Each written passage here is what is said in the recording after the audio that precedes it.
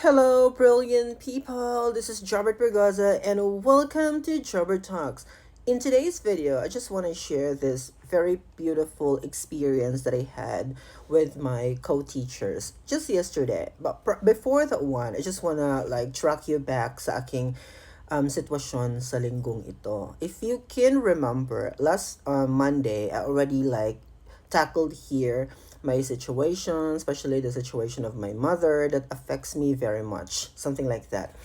Pero tinurn down ko yung video na yon kasi I really don't want to create a negative environment here. Ayoko kasi masyadong emotional dito sa TikTok.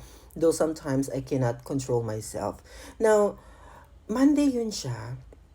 So, meaning to say, dinala ko yung sitwasyon Monday up until Friday. And mas nag-trigger talaga siya. Mas lalo akong nahirapan noong Wednesday. Kasi meron akong na-receive na message from my sister sa sitwasyon ng mother ko. So, parang lumagapak talaga yung, I was totally devastated at that time. Hindi ko alam kung igagapan ko pa yung self ko kasi that was Wednesday. And then meron pang Thursday at saka Friday. Pero work is work here in Taiwan. I mean, as an OFW, I think you can relate with me na trabaho is trabaho talaga. Panindigan natin yung ating responsibility. Although I know that they can waive that one or whatever, they can think about something that, options for you if you tell them kung ano yung pinagdadaanan mo ngayon. Pero ayaw kasi magkaroon ng special treatment yung sarili ko. As long as I can still manage to work, then gagawin ko siya. Although napakahirap talaga sa totoo lang na bumangon, matulog, hindi ako nakakatulog mga my dear. Iyak ako ng iyak. So, kahapon kasi Friday na, sabi ko, I think it's the right time for me to tell this one to my colleagues, yung pinagdadaanan ko. So, nag-message ako doon sa aking mother-mother talaga. Kasi meron akong mother-mother dito, at saka meron din akong tinuturing na kapatid. So, ngayon, nag-message ako sa aking mother, tapos binasa niya. Pagka-afternoon, nag-reply siya sa akin. Sabi niya, puntahan mo ako sa faculty office at 4 p.m. Kasi siguro relax na siya at that time. Meron siyang vacant time sa oras na yan. Yung sister ko din, na itinuturing kong kapatid, nag-effort din siya mga my dear. Talagang na-move ako doon sa kanilang ginawang, preparation para maintindihan ko yung sitwasyon ng mother ko. Kasi I sent them the results, yung ginawang CT scan ng mother ko, pinakita ko sa kanila. And nagtawag talaga sila ng yung accurate talagang bumasa ng mga medical terms para mas lalo kong maintindihan yung situation ng mother ko. Grabe, na-move talaga ako sa ginawa ng aking mga co-teachers dito sa aking school. Hindi man ako nagkaroon ng school na parang tulad ng nakikita ninyo sa TikTok na pupunta sila sa lugar na to, nililibre sila ng mga kasama nila. Wala akong mga ganung experience so far. Kasi iba din yung setup ko dito sa aking school. Pero, alam mo yun, hindi talaga nila ako pinabayaan. Yung lugmok na ako, wala akong pwedeng makausap.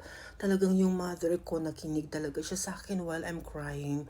Sa sitwasyon ng ina ko dito sa back in the Philippines, na-touch ako doon sa effort nila na mapagaan yung kalooban ko.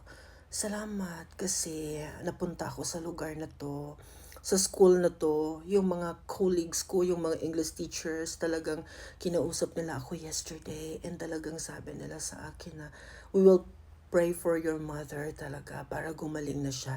Kasi nakikita nila sa aking physical feature yesterday na parang nabagabag talaga ako sa sitwasyon. So, yun lang. I just wanna share kung gaano kabuti yung mga Taiwanese people. Hindi ko siya inaasahan kasi Filipino ako and I am the only Filipino here.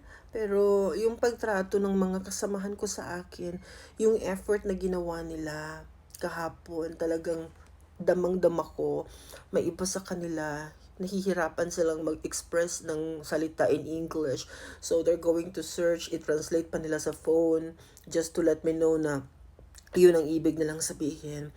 Super akong na-move doon sa act na yun. Thank you so much. I have to say, for more than a year of living here, I have to say that this country is really a beautiful place. Hindi lamang dahil maganda ang bansang ito, but because of so many beautiful or kind, respectful Taiwanese people living here.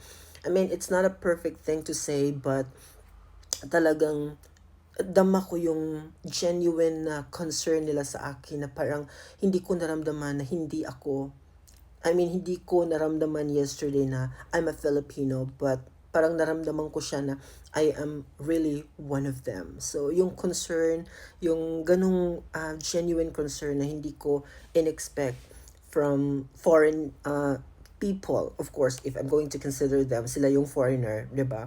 So, just wanna share this one to all of you. Bye-bye.